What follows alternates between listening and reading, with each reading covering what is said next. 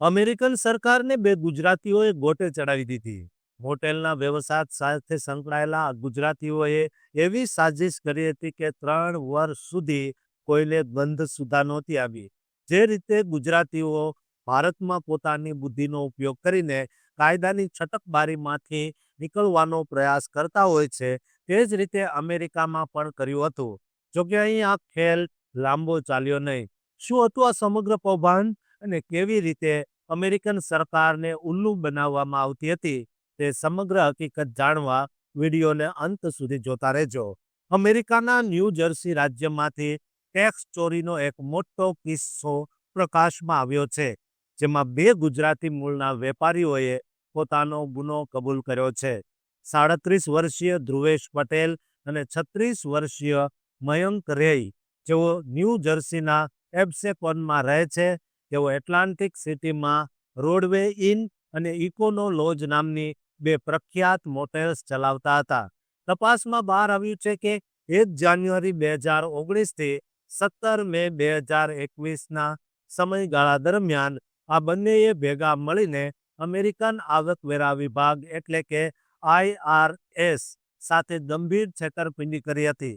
આ બંને વેપારીઓની modus operandi એવી હતી કે તેઓ ગ્રાહક પાસેથી રૂમ ભાડા પેટે મોટી રકમ કેશમાં લેતા હતા, પરંતુ આ રકમનો હિસાબ ક્યાંય સરકારી ચોપડે નોંધતા નહોતા. એટલું જ નહીં, તેઓ ગ્રાહકો પાસેથી સેલ્સ ટેક્સ વસૂલતા હતા, પણ તે રકમ સરકારમાં જમા કરાવવાના બદલે પોતાના અંગત ખર્ચ માટે વાપરતા હતા.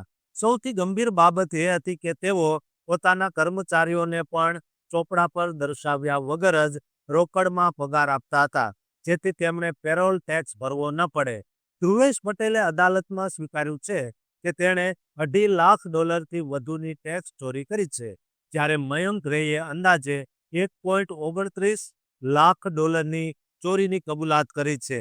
આ બંનેએ IRSના વિવિધ ફોર્મ્સમાં ખોટી માહિતી ભરીને પોતાની આવક અને કર્મચારીઓની સંખ્યા ખૂબ જ ઓછી દર્શાવી હતી.